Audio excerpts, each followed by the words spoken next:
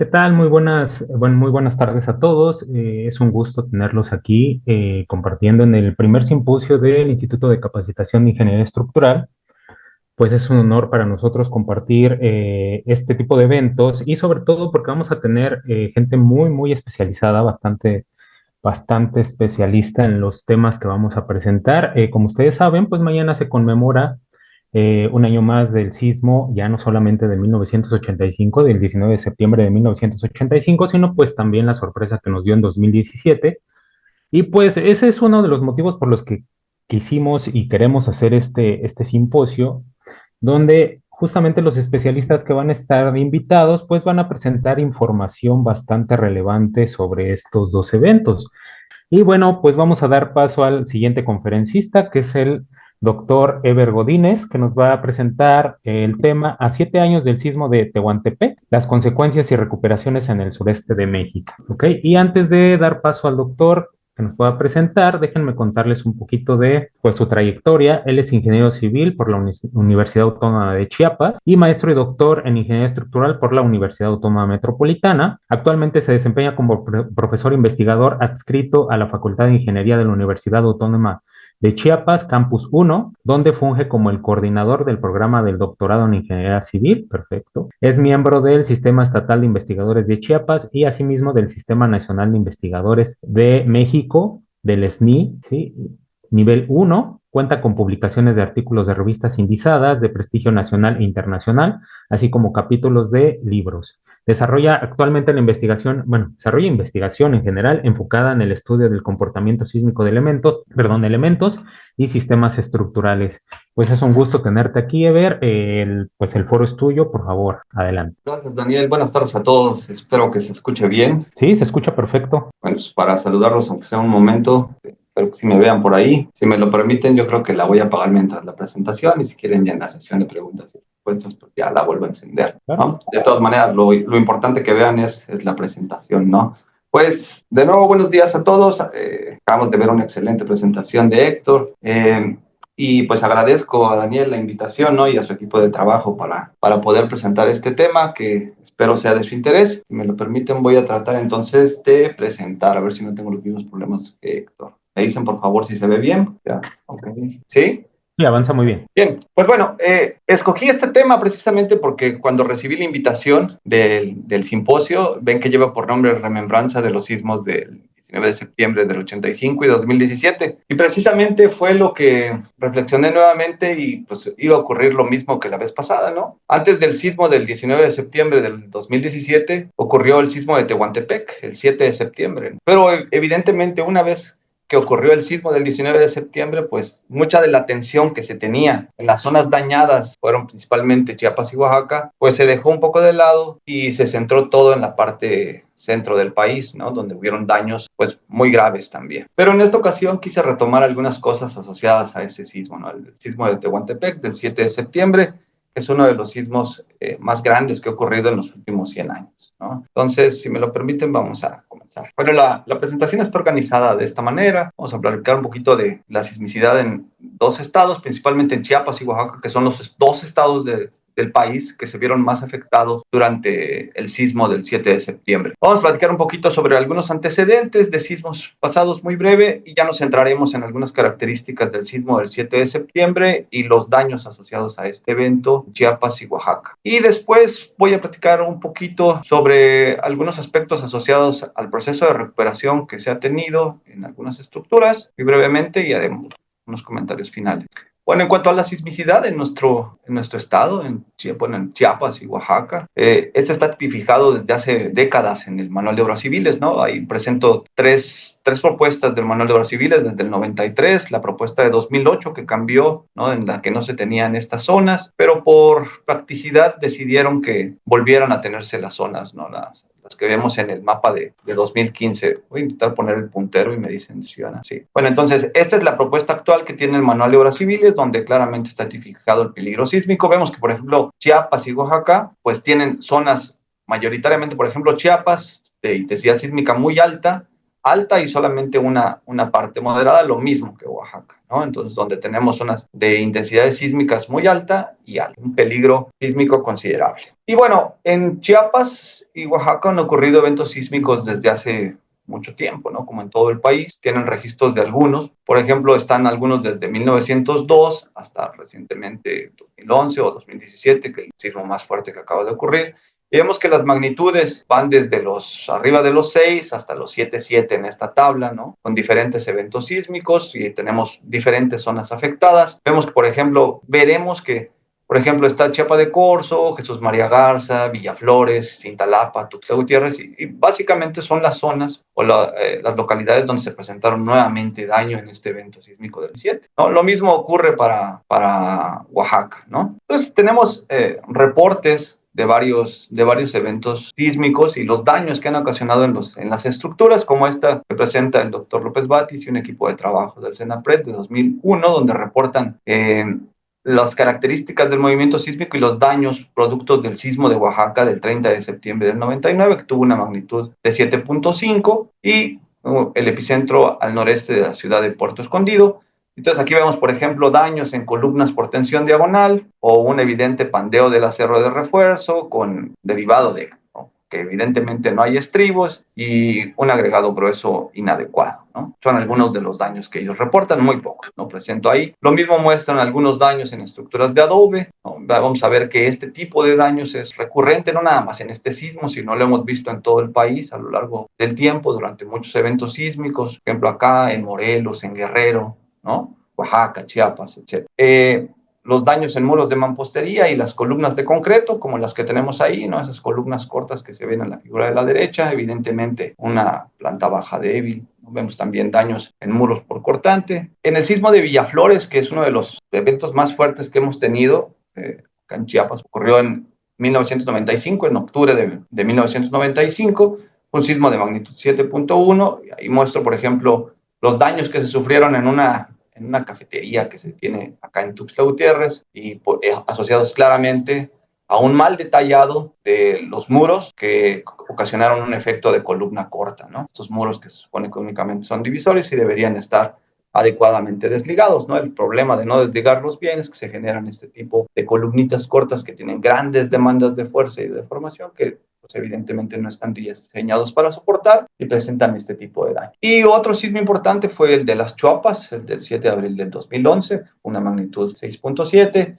Hubieron daños, por ejemplo, en la zona central, los que ubican Tuxtla Gutiérrez, este edificio está precisamente en el corazón de Tuxtla, está en la esquina de la avenida Central con la calle Central, ¿no? Es un edificio que ya tiene varios años y que pues realmente tiene varios daños y no ha sido sujeto a ninguna intervención importante. Bueno, entrando en materia, en lo referente al sismo de 2017, del 7 de septiembre, para ser específicos, pues este es un sismo de subducción de magnitud 8,2, con epicentro donde está marcada este puntito, ¿no? Como esta pequeña explosión, ¿no? Se ubicó en el Golfo de Tehuantepec, a 133 kilómetros al suroeste de Pijijiapa, ¿no? Entonces es una distancia considerable. Y ocurrió, como se acordarán varios, muy cercano a la medianoche, ¿no? A las 11:49. Y mayoritariamente fue sentida en el sur y el centro del país, aunque también se sintió moderadamente fuerte en la Ciudad de México, que está a más kilómetros, ¿no? Aquí están las coordenadas del epicentro y tuvo una profundidad de 45,9 conforme lo reporta el Sismológico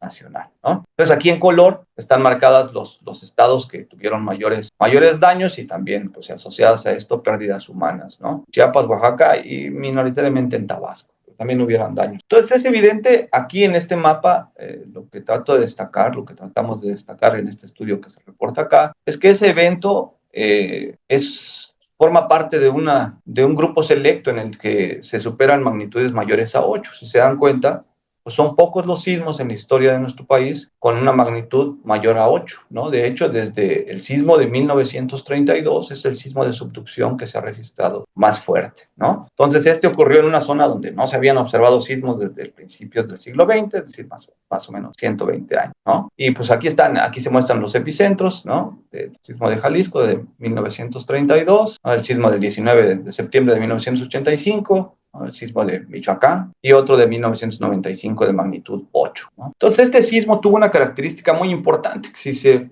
Si recuerdan algunos, tal vez algunos, si son estudiantes todavía de licenciatura y acaban de ingresar, pues probablemente no lo recuerden con claridad, pero fue un sismo que tuvo una cantidad de réplicas muy, muy significativa, ¿no? A 2 días después del sismo se habían registrado 482 réplicas a lo largo del plano de falla, ¿no? Que más o menos eran 230 kilómetros. Se registraron dos réplicas importantes, las más grandes, una el 8 de septiembre, pasada la medianoche, y tuvo una magnitud de 5.8, que es la que se marca por acá, y el 23 de septiembre, a las 7:52 horas, temprano, también en las cercanías de Unión Hidalgo, de magnitud 6.1.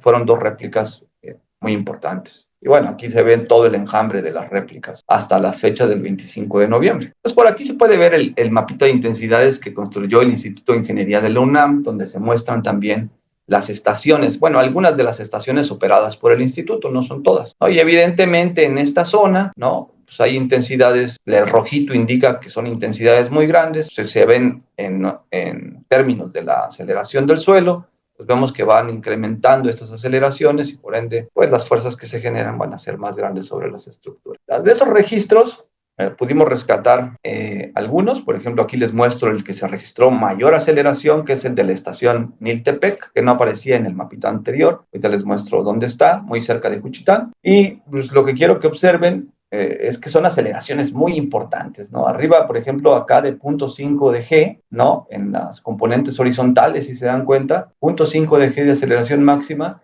pero además en la vertical estamos hablando de valores que sobrepasan los 0.4 Gs, ¿no? Y si vemos esto en la parte espectral, pues en la componente fuerte se ve que básicamente a un periodo de 0.08 segundos, es decir, a periodos muy cortos, ¿no? En esta estación al menos, que es donde se registró la mayor aceleración, que es Niltepec, que está a 198.2 kilómetros, se ve una aceleración espectral que alcanza los 2.5 G en la componente horizontal, en la otra supera los 2, ¿no? Y en la vertical está cercana al 1.3, ¿no? En los espectros de respuesta elástico asociados a un 5% de amortiguamiento. Entonces, la verdad es que fue un nivel de aceleración altísimo, ¿no? El que se desarrolló en este sismo. Las líneas en azul son los espectros de respuesta elástica para el 5%, las líneas rojas representan los espectros de diseño que indica el Manual de Obras Civiles de la Comisión Federal de Electricidad en la versión de 2015. Y aquí hay otra donde nada más a manera de comparación, por ejemplo, para la estación de Salina Cruz, que está a 188 kilómetros aproximadamente, y vemos que ya las aceleraciones pues son un poco más bajas, pero aún así todavía significativas en las componentes horizontales y en la componente vertical. Nada más que en este caso, vean que no alcanzan más o menos una G, ¿no? Pero si comparamos, vemos que la componente vertical también pinta, ¿no? Es bastante importante en las dos que se muestran, ¿no? Bueno, entonces así construimos unos mapas como este. Aquí pueden ver ustedes, creo que con claridad, porque están a escala, ¿no? Los diferentes registros de aceleración, los acelerogramas que se obtuvieron en cada una de las estaciones que estudiamos, que están aquí en Niltepec, Salina Cruz, La Panc, esta que es la estación de Tuxtla Gutiérrez, y vemos la amplitud que están en esta escala, ¿no? Entonces vemos que claramente un registro muy fuerte es el que se obtuvo en la estación Niltepec. Estas son para la componente oeste-oeste. Por facilidad nada más presento estas. También construimos para la componente norte-sur. Y vemos claramente que, por ejemplo, para estas que ya se están alejando, ¿no? Que están en Oaxaca, pues ya la aceleración es más pequeña comparada con esto. Vemos que, por ejemplo, en la capital de Tuxtla Gutiérrez se obtuvieron aceleraciones bastante importantes, ¿no? Bueno, y sí, aquí lo que les muestro es una tabla a manera de resumen donde están precisamente las aceleraciones que se obtienen de los acelerogramas en las componentes horizontales y verticales. Aquí está la estación Iltepec, que resalto, que es la más grande, ¿no? Les decía que está arriba de 0.5, y la pseudoaceleración, ¿no? La pseudoaceleración espectral también en las componentes horizontales y la vertical. El tipo de suelo que se encontró, y algo que es importante es la distancia a las cuales están estas estaciones. Entonces, desde el epicentro tenemos más o menos que están casi todas entre 200 y 370 kilómetros, ¿no? 180 y 370 kilómetros. Entonces, a partir de eso, con un grupo conformado por 3 personas más y un servidor, realizamos recorridos para evaluar los daños en la infraestructura. Es un grupo de investigadores del conjunto de la UAM Azcapotzalco y un servidor. Entonces, definimos qué ciudades íbamos a visitar, tomando en cuenta precisamente la distancia desde el epicentro. Entonces, aquí les marco con Cada uno de estos círculos concéntricos al epicentro mide 100 kilómetros, primero 100, 200, 300 kilómetros, y aquí están marcados con numeritos y en colores cada una de las ciudades que recorrimos con la brigada. Visitamos pueblos pequeños y ciudades como Berriozábal, Cintalapa, Jesús M. Garza, Juchitán, Matías Romero, Pijijiapan, Salina Cruz, San Cristóbal, Tapachula, Tehuantepec, Tonalá, Tuxtla Gutiérrez y Villaflores, ¿no? Entonces, evidentemente, todos estos lugares tuvieron intensidades sísmicas variables y, pues, aunque tienen las mismas características en general de las estructuras, pues las demandas de aceleración a las que estuvieron sometidas fueron diferentes y por ende también existieron diferentes niveles de daño y las consecuencias en cuanto a pérdidas de vidas también fueron diferentes, ¿no?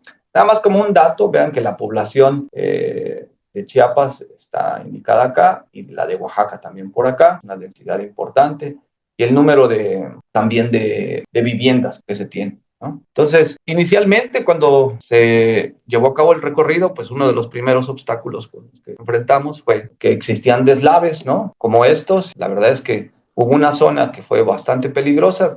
Recuerdo claramente que gracias a la pericia del doctor Alonso manejando, no nos pasó nada, ¿no?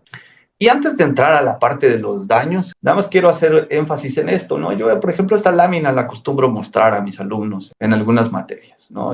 Por ejemplo, en sismo. Entonces, pues es como algunos factores que afectan el comportamiento sísmico, ¿no? Incrementando la vulnerabilidad de los sistemas estructurales. Y la lámina muestra, por ejemplo, que las formas como T, donde pueden haber concentraciones de esfuerzos importantes en estas esquinas, las formas en cruz, o en Y o en L, donde cada una de las alas puede vibrar de forma diferente, habiendo concentraciones de esfuerzos muy importantes y por ende ocasionando daños, pues no contribuyen a un buen comportamiento, ¿no? También que debemos tratar de generar sistemas resistentes que sean uniformes en elevación para no generar cambios de rigidez y de resistencia ni en elevación ni en planta, como en ¿no? Muy claro, un cambio de rigidez y de resistencia asociado a que en esta parte no se tienen contravientos, ¿no? Lo mismo puede ocurrir con los muros, las plantas alargadas, ¿no? Si son excesivamente alargadas puede haber otro fenómeno, ¿no? Que las aceleraciones registradas en los diferentes apoyos puedan variar, ¿no? En el tiempo. Y estas, por ejemplo, asociadas también las plantas alargadas a problemas de flexibilidad del diafragma, ¿no? En el caso de escalonamientos, ¿no? Como en estos, podemos tener concentraciones de esfuerzos grandes, las plantas, o más bien los edificios muy esbeltos, con problemas de efectos de segundo orden, ¿no? Momentos de volteo, grandes cargas a la cimentación, etcétera, ¿no? Y otro que, pues quizás no está reconocido tanto como un problema de irregularidad estructural como sí lo son todos estos otros, ¿no? Es uno que tiene que ver con la adecuada separación entre los cuerpos colindantes a los edificios, ¿no? Entonces, la adecuada separación entre los... ¿Por qué? Pues evidentemente, si no están bien diseñadas, construidas estas juntas, lo que puede ocurrir es que estas estructuras pueden chocar, ¿no? En estructuras de mampostería, algo a lo que trato de enfatizar es que, pues en si se dan cuenta, si tenemos fuerzas en las dos direcciones ortogonales, las que son paralelas a estos muros largos, pues no va a haber problemas, ¿no? Pero en la dirección perpendicular, si esta fuera la fachada, en la dirección paralela a la fachada, pues básicamente no hay sismoresistencia, ¿no? No hay quien aporte esa sismoresistencia si el sistema es a base de muros. Y ocurre bastante, ¿no? Esta densidad de muros tan baja por problemas de espacio en las viviendas. Y bueno, la otra es la simetría en masas, que puede provocar problemas de torsión importantes, ¿no? Aquí no hay una, pero la voy a ejemplificar después, aquí que tendría que ver con la vulnerabilidad que tienen los edificios en esquina. Pero bueno, esta es la parte teórica, ¿no? Ya vamos a ver, se los digo de entrada porque evidentemente todo esto, gran parte de la presentación está enfocada en los efectos negativos que tienen las irregularidades estructurales en la respuesta sísmica. Entonces, empezando con estructuras que aún existen y en gran número en nuestro país, que son estructuras de adobe, ¿no? Como estas que tenemos, esta es una estructura de adobe, ¿no? Y estas estaban en Juchitán, estas dos, que son también estructuras de mampostería no reforzada, muros de mampostería no reforzados y sufrieron colapsos por efectos fuera del plano, ¿no? De flexión fuera del plano de los muros, en los dos casos, ¿no? Con diferentes sistemas de piso, pero en ambos casos sufrieron problemas de flexión fuera del plano, ¿no? Normalmente tienen sistemas de piso como los que se muestran acá, ¿no? De madera, están simplemente apoyados donde el sistema de piso empuja a los muros y ocasiona el volteo fuera del plano. Estos todos son imágenes de viviendas de Juchitán, que fue la ciudad que resultó más dañada durante el sismo del 7 de septiembre de 2017. Y vean que aquí hay varios daños por tensión diagonal en el plano de muros de mampostería a base de ladrillo simple, ¿no? Entonces, evidentemente, alcanzan a ver que el problema es que no existe un confinamiento adecuado, ni siquiera en estas que se ven más sencillas o en esta que no se ve tan sencilla, ¿no? Entonces las demandas de deformación fueron tan grandes que se presentaron estos daños por tensión diagonal en los muros, ¿no? En estas mochetas normalmente pueden tener problemas, vean que en las ventanas no hay ningún elemento de concreto reforzado que se encargue de brindar confinamiento. Lo mismo aquí, que se ve con mucha más claridad. Ningún vano de puerta o de ventana está adecuadamente protegido. Entonces, normalmente lo que tenemos son estructuras que no están adecuadamente confinadas, ¿no? Y por ende, son bastante vulnerables, como se puede ver acá, ¿no? Las trayectorias de agrietamiento evidentemente siguen las esquinas de estas aberturas, ¿no? Donde existen las acciones de esfuerzo. Este caso fue interesante cuando llegamos a Tonalá, porque cuando llegamos ahí, vimos la estructura. La realidad es que si se hubiera visto previo a esto, no hubiéramos podido identificar que es una estructura que no tiene ningún elemento de confinamiento, ¿no? Es una estructura no reforzada, de mampostería no reforzada, como se evidencia acá, ¿no? De hecho, el propietario nos dijo que cuando hubo el evento sísmico, escuchó unas explosiones que fueron estos muros explotando al comprimirse y por ende no pudo salir por la puerta porque se atoró. Dice que salió por acá, por este boquete, ¿no? Esa es la parte interna. Salió por este boquete una vez y regresó todavía para traer a su suegra. A veces es la parte donde estamos entrando con el doctor Tena, precisamente por ahí, porque por la puerta no se podía entrar. Entonces, pues evidentemente esta fue una construcción que sufrió daño muy considerable. En Juchitán se encontraron, por ejemplo, estos dos casos donde se muestra claramente el caso de un piso blando. En este caso, la rigidez y la resistencia de este primer nivel es menor que lo que se tiene en planta baja, donde se ven, de hecho, en la fachada los muros completos y acá totalmente con vanos inadecuadamente detallados, ¿no? Por lo cual se genera un entrepiso débil. En el segundo caso que se muestra acá, vean que sigue siendo básicamente el mismo problema, ¿no? No hay un adecuado confinamiento de los vanos, pero además en este caso se ve que hay una falla por falta de adherencia entre los muros de la segunda planta o de primer nivel y planta baja, ¿no? Que se logra ver acá, y las fallas por cortante, ¿no? En Berriozábal, estructuras básicamente en construcción, en este caso una estructura que está esbelta, ¿no? Tiene una altura muy considerable en relación a la longitud menor de la planta, que es esta en dirección de la fachada, un inadecuado detallado de las aberturas para la fachada,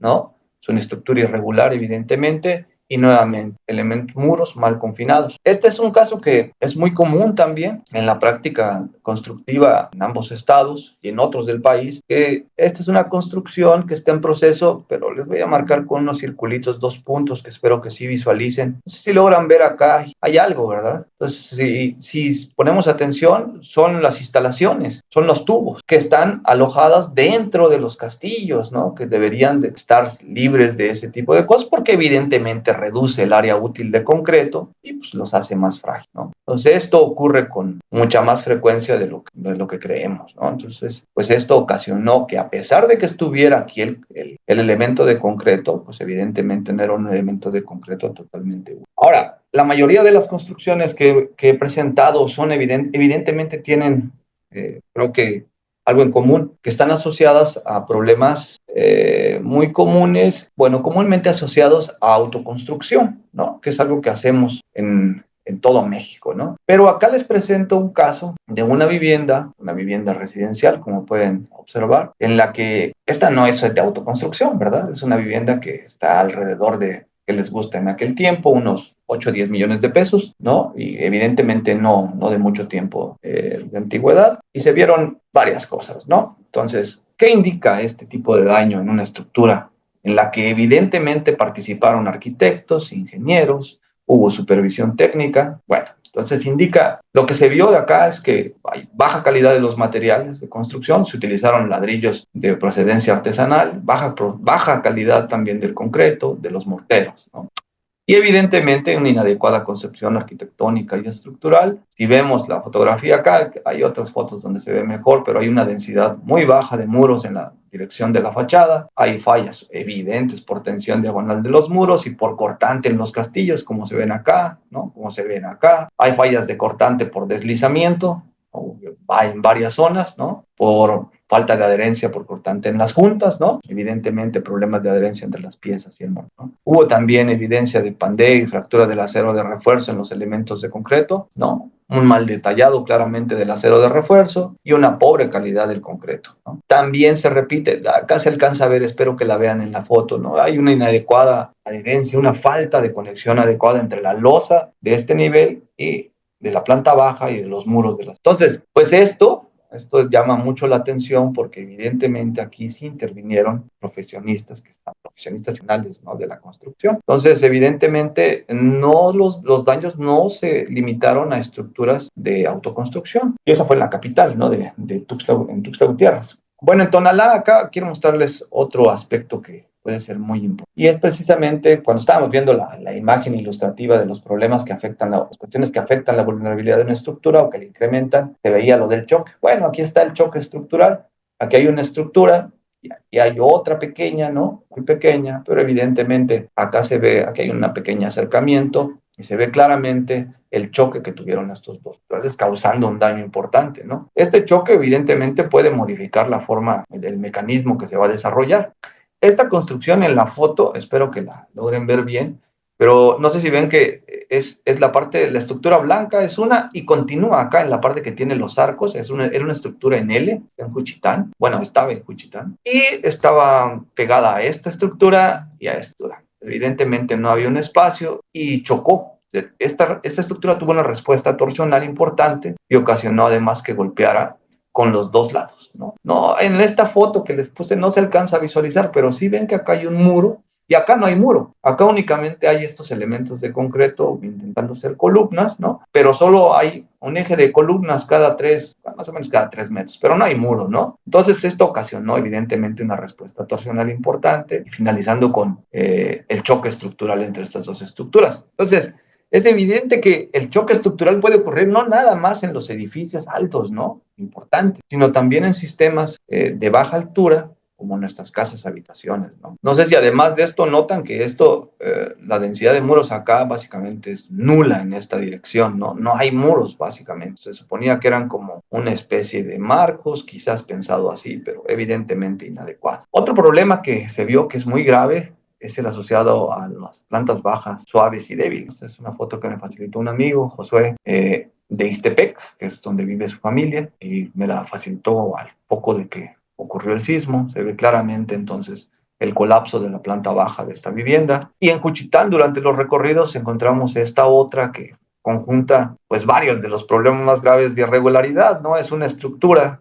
Esta es la fachada, la vista de la fachada, ¿no? En diagonal, y esta es la parte lateral. Si nos metemos por acá, al fondo, ahí es donde tomé esta foto. Vean que la segunda planta, pues evidentemente asociada a una menor densidad de muros en este nivel, pues se generó una planta baja débil, un entrepiso débil, ¿no? Suave y débil. Vean que evidentemente la estructura ya no era rescatable. Entonces, ¿qué otra cuestión contribuyó al mal comportamiento? Bueno, pues evidentemente también esta era una estructura en L, por acá se ve, y está en esquina, ¿no? Lo que también favoreció a su respuesta torsionante y llevándola, es una muy mala combinación, edificio en esquina con respuesta torsionante y un entrepiso débil, ¿no? Creo que es la peor que puede haber. Y hablando más de entrepisos débiles, pues acá está otro edificio que en este caso se encontró el doctor Arturo Tena durante nuestro recorrido en Juchitán. Es un edificio, no sé si logran ver, en esquina, ¿no? También, y acá evidentemente hay colindancia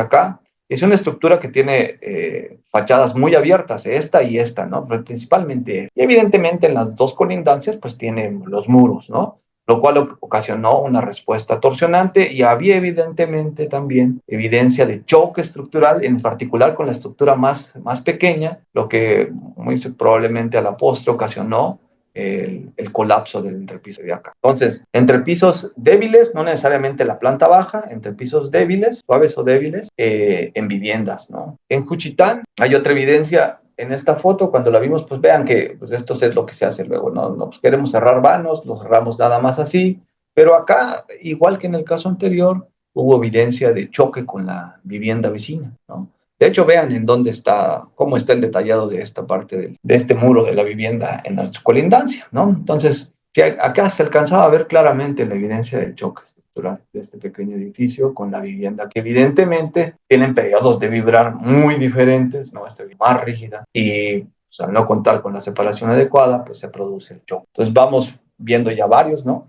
Choque estructural, planta baja, suave o débil, efectos de torsión, edificios en esquina. Bueno, ahora hablando un poquito más de las, no, ya no solo de las viviendas, sino edificios también que tenían uso, por ejemplo, de departamentos y de uso comercial. En Tuxtla Gutiérrez vimos esta caída de este pretil, está acá, si lo alcanzan a ver, este vino de acá al edificio de al lado.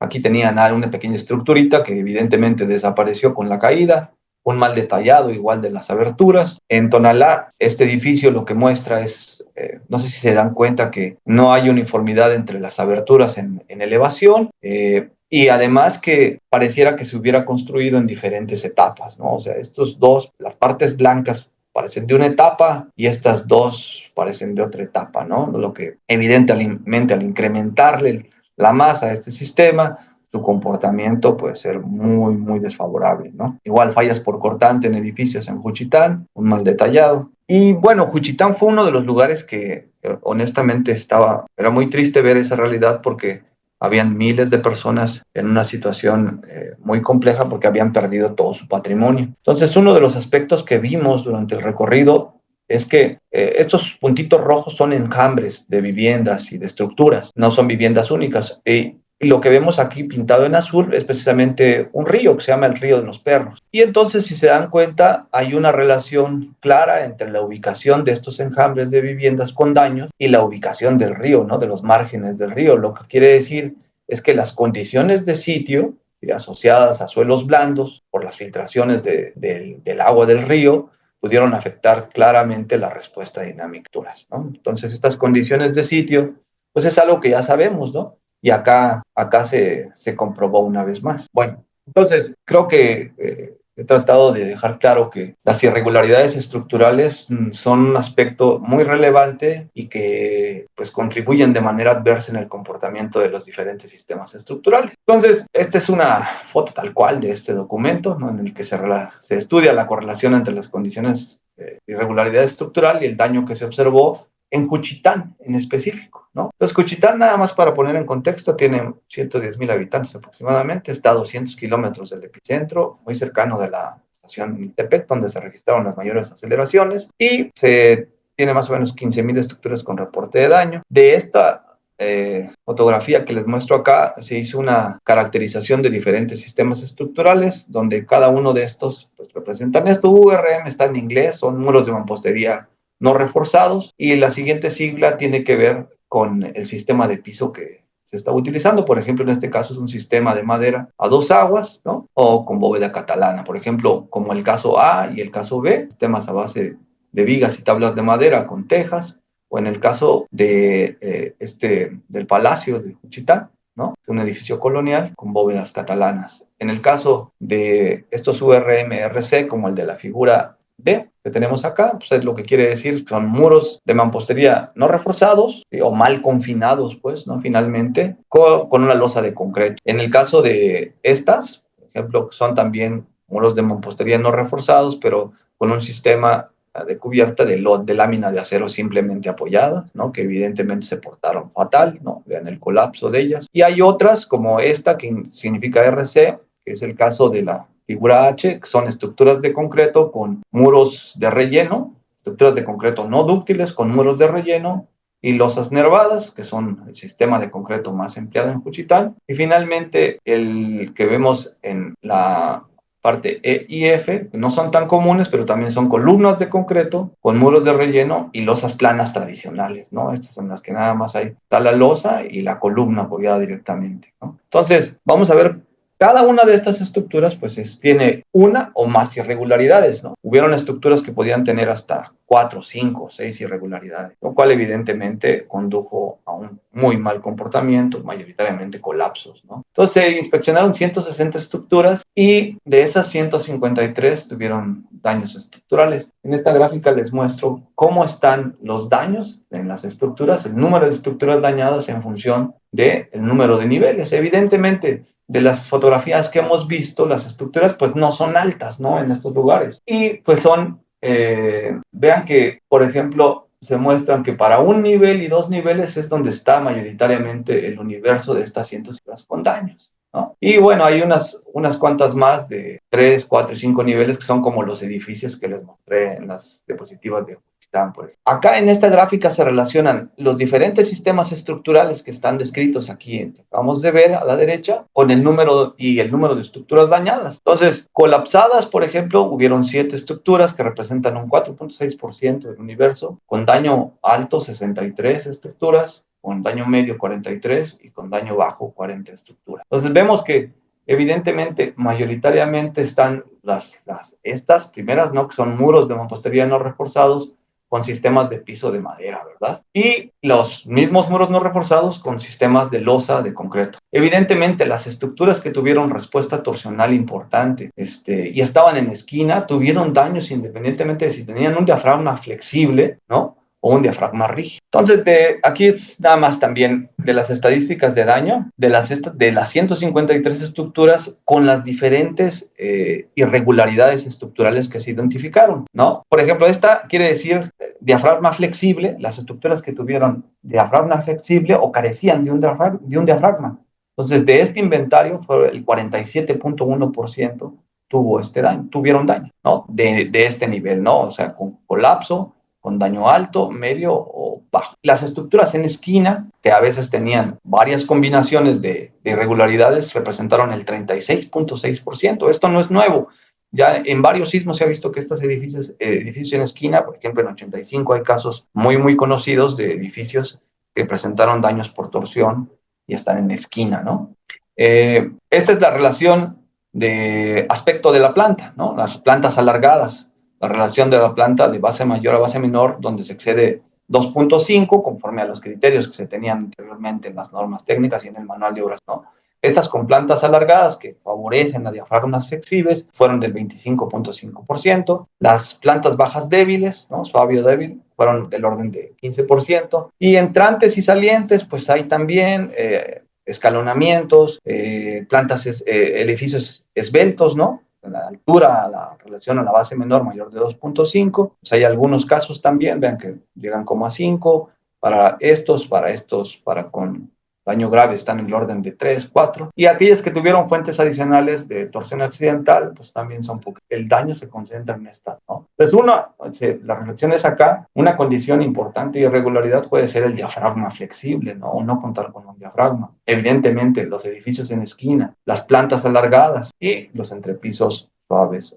Y bueno, este es algo importante, vean que pues se muestra igual en el eje de las ordenadas el número de estructuras con daños, este mismo nivel, y vean que del total de inventario, solamente el 13.7% de las estructuras dañadas corresponden a estructuras regulares. Quiere decir que el 86.3% de las estructuras dañadas tenían al menos una irregularidad. Entonces, de ese 86.3%, el 43.15%, o sea, la mitad, eran irregulares nada más y otras eran fuertemente irregulares, es decir, eran fuertemente irregulares por torsión y o tenían pisos suaves y o débiles. Entonces es evidente que hay una correlación directa entre la irregularidad estructural y el daño. Evidentemente aquí los niveles de aceleración y las características de las estructuras también podrían explicar el nivel de daño, ¿no? Porque las características de los materiales y los sistemas estructurales empleados, pues, conducían a resistencias bajas, ¿no? Y las demandas de aceleración que se experimentaron, como vimos hace rato, pues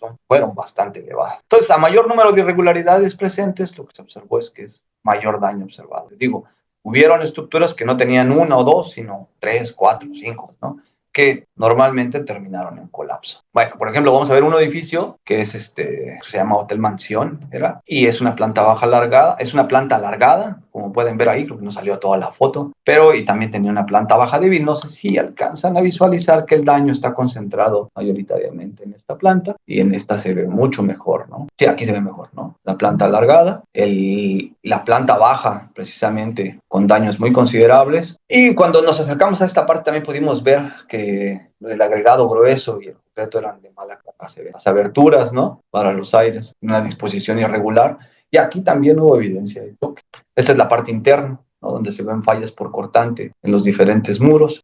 Son dos partes de la recepción. Otros problemas que se vieron, por ejemplo, en el Hotel AN. Este es un edificio que terminó de esta manera. Cuando nosotros llegamos ya no estaba así. Cuando nosotros llegamos estaba así, ¿no? Ya lo habían demolido. Fue un proceso que no tardó muchos días, fue muy rápido. Y evidentemente acá, no sé si alcanzan a ver que este edificio está acostado hacia atrás.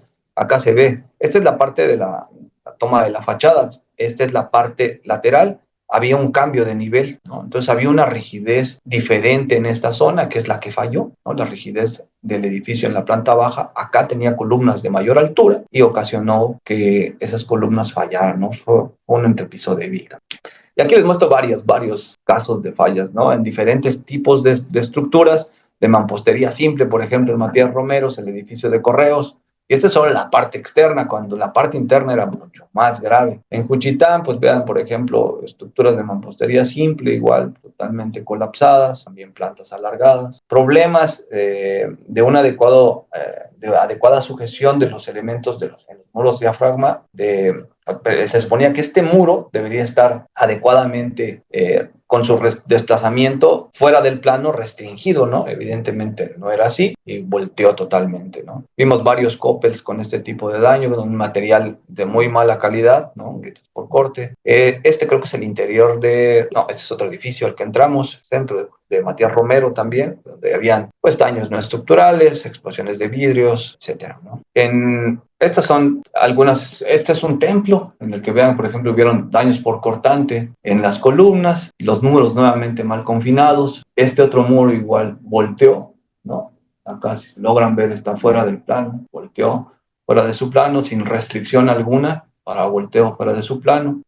Y esta estructura también esta está en Tuxtla, presentó falla en prácticamente todos los muros de primer nivel. Todos. Y las otras, la planta baja y el siguiente nivel, pues básicamente estaban sanos, ¿no? Se tuvieron que reforzar. Igual en Tuxtla Gutiérrez, el edificio del Instituto de Elecciones y Participación Ciudadana tuvo daños asociados a columnas cortas. No sé si las alcanzan a ver por acá. Todas estas tuvieron daño, ¿no? Bueno, para no demorar demasiado, porque creo que me estoy tardando mucho, en Juchitán también hubieron daños en monumentos históricos, en San Cristóbal de las Casas igual, en Matías Romero igual, son edificios muy masivos, de mampostería no reforzada, presentaron daños de este tipo, ¿no? Son muy comunes estas, se repite, creo que está la de Salina Cruz, aquí hay otra de Salina Cruz, y lamentablemente, pues asociados a estos daños también hubieron problemas en los templos, ¿no?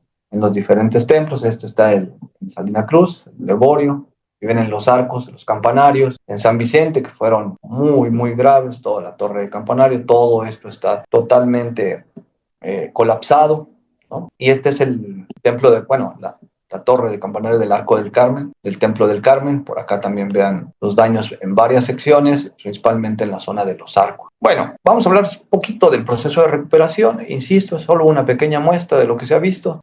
Por ejemplo, esta foto la tomé en San Cristóbal a 3 días del evento, ¿no? Entonces hubieron casos en los que los propietarios dijeron, bueno, se dañó, sí, no importa, vamos a poner repello estructural, ¿no? Y ya se maquilla y listo. Tenía daños importantes. Aquí nada más estoy mostrando esta parte, pero al poquito tiempo, cuestión de unos 3 días, estaba así, ¿no? Entonces, evidentemente, este tipo de acciones, pues va a ocasionar que la estructura pues, sufra daño, ¿no? Nuevamente, si existe otro evento similar, porque pues únicamente se le aplica maquillaje, ¿no? Entonces eso fue inmediato. Pero hubieron otros, por ejemplo, que vimos acá, el Hotel La Mansión en Juchitán, ya después de 2017, en septiembre de 2019, como dice aquí, estaba de nuevo operando, ¿no? La gente yo creo muy contenta porque tienen un restaurante en el que tiene muy buenas reseñas. Vean que la opción fue, si ven el número de niveles que tenía acá, al que actualmente tiene, ¿no? Le quitaron masa al edificio para que este siguiera existiendo en vez de demolerlo. Entonces la estrategia fue quitar masa y reforzar evidentemente la estructura que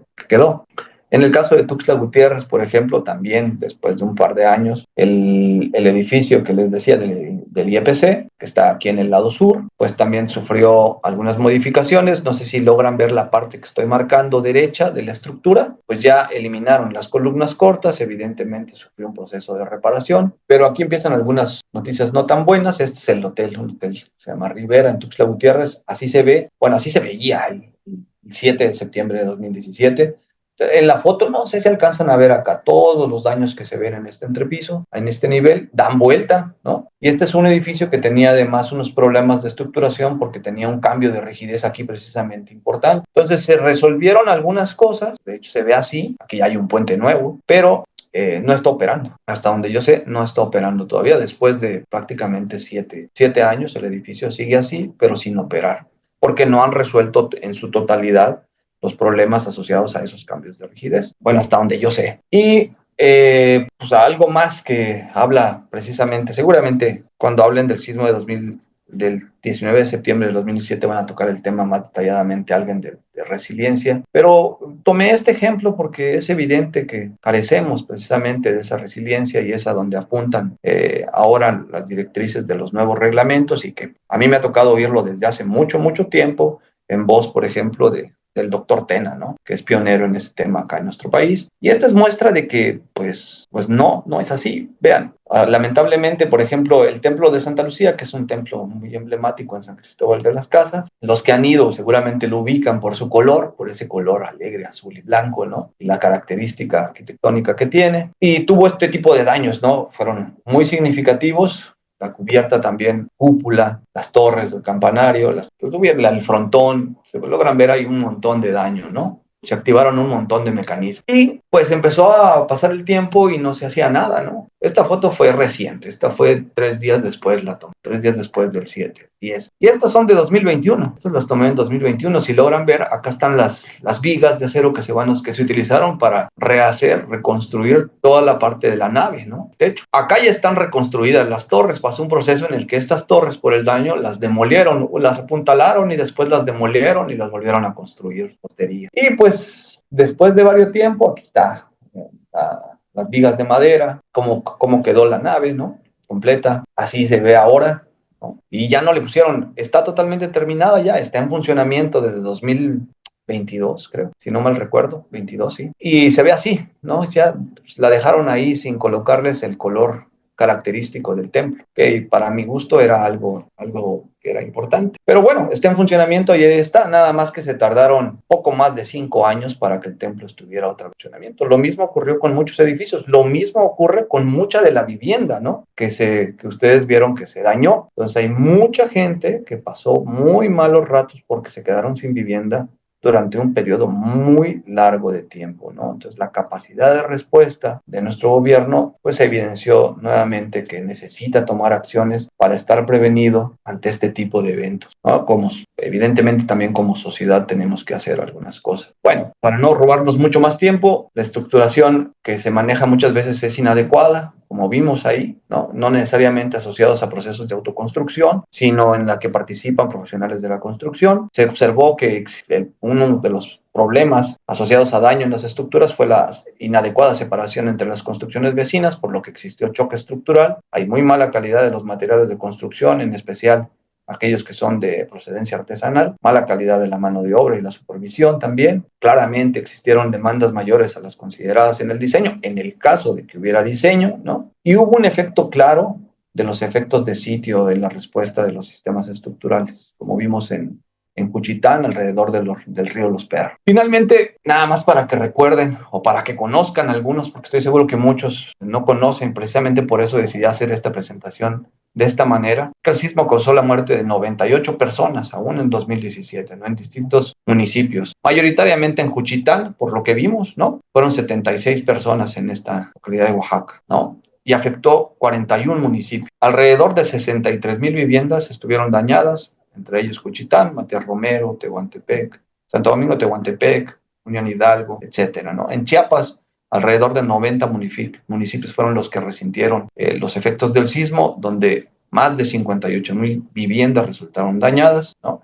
Muchos municipios, ¿no? Cintalapa, San Cristóbal, Arriaga, Villacorso, Tapachula, Chepa de Corzo, hubieron daños en Chamula, etcétera. Y también hubieron algunos daños menos significativos en Villahermosa. Entonces, pues creo que el mensaje es claro y lo hemos visto muchas veces, ¿no? Son errores recurrentes, seguimos teniendo problemas de plantas bajas débiles o entrepisos débiles, ¿no? Problemas de torsión. Evidentemente, entonces tenemos que trabajar como sociedad para tener una cultura preventiva que nos ayude a saber cómo reaccionar durante estos eventos, que los que recuerdan, que tienen ya la memoria de este evento, fue algo terrible, ¿no? Fue muy, muy fuerte. Y bueno, nada más para finalizar, pero todavía en tiempo porque Héctor me quitó 3 minutos, entonces tengo 3 minutos. Darle las gracias a los miembros de la Brigada de Reconocimiento, de izquierda a derecha, el doctor Arturo Tena Colunga, además de un gran amigo, pues mi tutor de maestría y de doctorado, a quien le tengo muchísimo cariño, al doctor Alonso Gómez Bernal, un buen amigo, y también al doctor Hans Israel Archun de Aranda, un gran amigo también, si está por ahí, le mando un fuerte abrazo a cada uno de ellos, y pues muchísimas gracias. Espero haya sido productiva para ustedes. Amado Ever,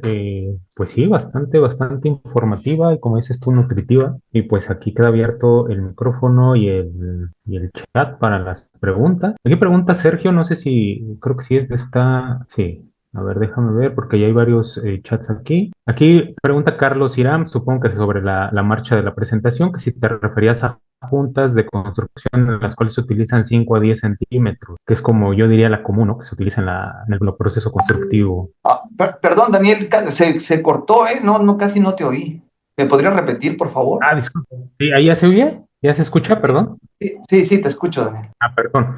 Por aquí pregunta Carlos Hiram que si las juntas constructivas a las que te refieres son a las de 5 a 10 centímetros, que supongo que se refiere a que las que son comúnmente utilizadas en los procesos constructivos. Claro, ahí son las separaciones, ¿no? O sea, las separaciones que deben existir entre las construcciones vecinas, ¿no? Que no necesariamente tienen que ser esas, sino las necesarias para que se acomode el desplazamiento de las estructuras, ¿no? Y no choquen. Exacto, exacto. Como es lo que justamente eso, ¿no? Como que el 5 a 10 centímetros son lo que utilizan ya como de dedo, ¿no? Pero como bien dices, pues las que dependan Las que que se eviten requieran el choque de las... de la estructura. Exactamente. Y aquí pregunta Sergio, ¿la caracterización que presentas de los daños y etcétera, fueron completamente visuales o también utilizaron algún dispositivo o programa para enlistarlas? No, la inspección que se hizo y la caracterización fue visual. No, ahí no se hizo una inspección detallada. La verdad es que ya unas estructuras estaban totalmente dañadas, ¿no? Y la clasificación que se hizo fue con base en la inspección visual. Okay. Muy bien, aquí Arodi Carballo pregunta que, bueno, te felicita por la presentación y nos pregunta dónde pueden ver la presentación grabada. Claro, fíjate que actualmente se está subiendo a YouTube en vivo, perdón, a YouTube, a Facebook. Supongo que va a quedar guardada tanto en Facebook y posteriormente las vamos a subir también a YouTube para que tengan acceso a todas estas conferencias posteriormente. ¿Ok? ¿Qué más? Además, si me lo permites, en las presentaciones fui incluyendo referencias, por si quieren más detalles, ahí están los artículos en los que están publicados. Mucha de la información que les mostré y más, ¿no? Aquí no les presenté más porque no daba tiempo, pero ahí están los artículos en los que está reportada la información con más detalle. Muy bien. Carlos Irán pregunta, ¿hay un margen o un mínimo o un máximo en cuestión de las juntas constructivas? No, lo que decíamos, más o menos lo mismo, ¿no? O sea, el reglamento permite así, en función del tipo de suelo, decir 5 o 10 centímetros. La realidad es que si se quiere hacer algo más cuidadoso, en el proceso de diseño hay que considerar el desplazamiento que van a tener. Y vaya, la separación debería ser la suficiente para que se acomode el desplazamiento de tu estructura y la de la vecina, ¿no? Para que no haya choque. O las vecinas.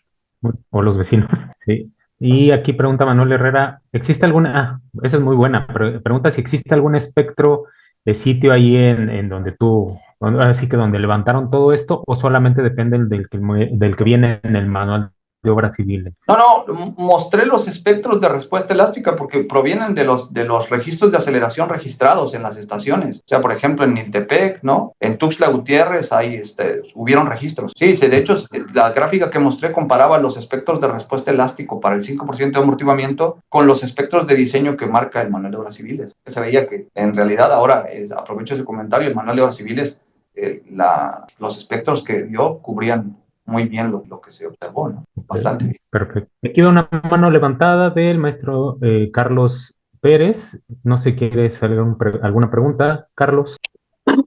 Muy buenas tardes. Agradecer al doctor Eber la presentación, excelente. Más bien comentarios con relación a que efectivamente lo que él relaciona e indica está excelente. Un servidor vivió exactamente, ahora sí que aquí en Tabasco, esos efectos del sismo de 2017, y bueno, a partir de ahí nos integramos a un grupo del Senapred y a los días, al 19 de septiembre, que ocurrió en la Ciudad de México, a los 6 días ya estábamos nosotros, un equipo que fue del Colegio de Ingenieros Civiles de Tabasco, estábamos evaluando estructuras por parte de la FECIC. Y ahí coordinamos un buen equipo y hicimos como en 3 semanas evaluaciones como de 25 edificios, entre ellos habitacionales, públicos, comerciales. Y actualmente pues obtuve, ¿no?, el reconocimiento como perito evaluador del Senapred, perito evaluador del INIFED, perito evaluador del Hospital Seguro. Pero la importancia al final es lo que el doctor comenta. Es importante que sepamos. En el caso, por ejemplo, de Juchitán, hay pues varias respuestas. Una, pues muy cerca del epicentro, por un lado, y sin duda, bueno, los reglamentos de construcción pues tienen mucho trabajo por hacer. Pero lo importante es eso, lo que él también lo indica, es conocerlo y es comentarlo de alguna manera, promocionarlo para que llegue a conciencia, por un lado al gobierno, por otro lado a la población. Bueno, aquí un servidor coordina varios equipos de jóvenes estudiantes para realizar inspecciones posísmicas, pues porque, como dice un autor, Cirós, cuando ocurre un desastre, el tiempo de preparación ya terminó. Entonces no tenemos que esperar a que venga. O sea, es exactamente esto. Yo los felicito a ustedes por el simposio, al doctor por su excelente presentación, y de eso se trata, que la conozcamos, que sepamos aplicarla. ¿Cuáles son las experiencias en función de lo que ha ocurrido? Y más que nada era eso, agradecerles a ustedes su presentación, al doctor y a ustedes este simposio. Muchas gracias. Gracias, maestro, por su comentario. Muchas gracias también, maestro. Perfecto. Y pues creo que bueno, aquí hay una pregunta final. Esa es muy buena también. Pregunta aquí Adonai. ¿Los elementos que confinan la mampostería deben de considerar la parte de reducción de inercia? Es decir, supongo que se refiere a las dalas y a los castillos que confinan la mampostería. Yo pensaría que no. No. Parte del muro.